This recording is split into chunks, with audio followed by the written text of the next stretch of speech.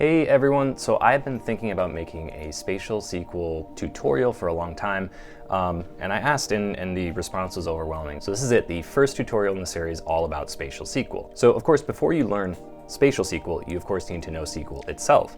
Now, I don't like reinventing the wheel, and fortunately there are a lot of great tutorials out there to actually learn SQL itself. So in this video, we're gonna go through those tutorials to help you get up to speed on the basics of SQL. Now, courses and tutorials are really great, but the number one thing you can do is practice. So I definitely recommend spending some time actually going through these things and putting them into practice in your work.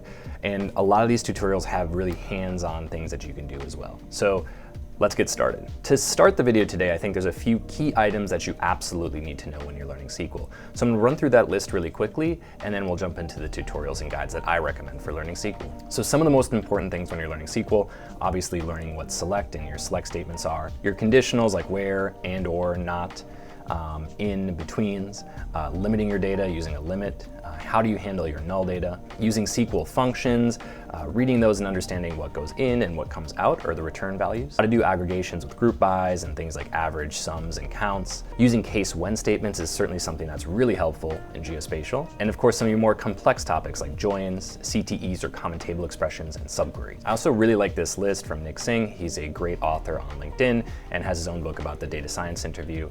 Definitely check this list out, and some of the comments below as there's other topics that people recommend knowing too. So the first course is the Mode Analytics SQL tutorial. This is one of the best ones that is out there online.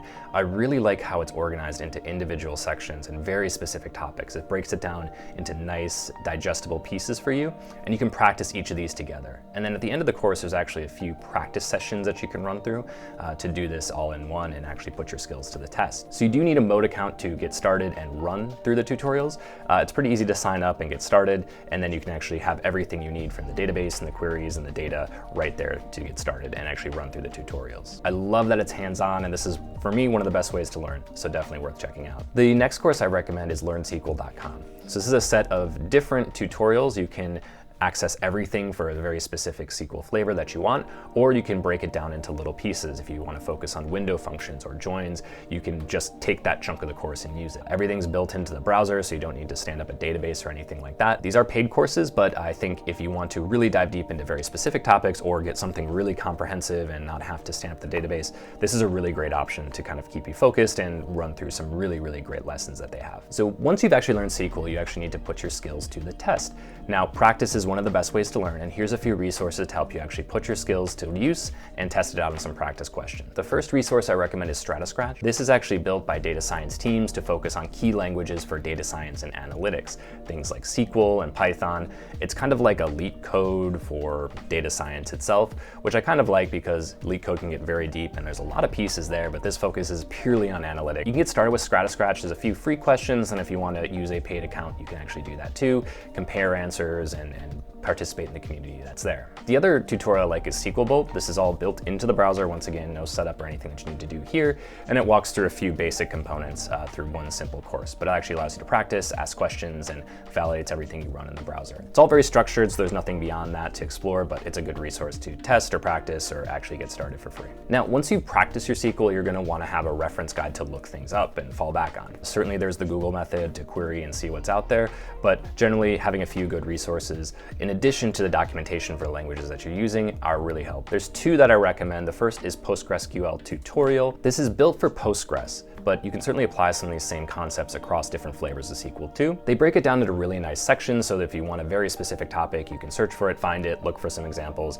and then find other comparable things that you might need to know as well. The other resource I recommend is W3 Schools. They're pretty much one of the best comprehensive tutorials on the web. I really like how they break things down here, and they actually let you run some of the code examples in browser as well. So if you want to look something up, test it out, play around with it, this is another great resource to fall back on. Now, as you get more and more comfortable with SQL, here's a few other resources to help you keep advancing or to fall back on and reference different pieces too. So these 5 posts, it's a series of different posts on more advanced SQL topics to really help you elevate to the next level. They're written by Taylor Brownlow from Count, and I think they're some of the most excellent deep dives into very specific and sometimes complex topics like joins, window functions, subqueries, and using dates. definitely check these out. These will help you advance, take your basic SQL skills to another level. And a lot of these concepts are really applicable in Spatial SQL, so it's definitely recommended that you take some time to look at these posts. As I mentioned earlier, LearnSQL.com has amazing cheat sheets that are available completely for free on basic topics, joins, and other topics as well. So these are great to have handy, open a PDF if you have any questions, and just check those out. So grab these, download them, keep them on your computer to reference back to at any time. I also, as you start to get into the spatial side, I have a little Spatial SQL cookbook on my website if you want to take a look at that. It has a few kind of recipes, if you will, to do some different things with Spatial SQL. The last resource is from Data by Danny Ma, and he runs a course called the 8-Week SQL Challenge. I think it's a great course if you really want to go into really advanced topics and specifically for data science or analytics, but he has a ton of free resources as well in terms of posts and free tutorials and some sample questions you can actually take a look at. So this is where you kind of get into a really complex challenge. You get it thrown at you and you have to figure it out with the data that's there. He lets you import some basic tables into a browser-based database system to actually play around with and check out. So check those out as well for some more advanced topics too. So that's it for this video. In the next video, we're going to talk about getting your SQL system for Spatial SQL set up on your computer or in the cloud. So stay tuned and we'll see you next time.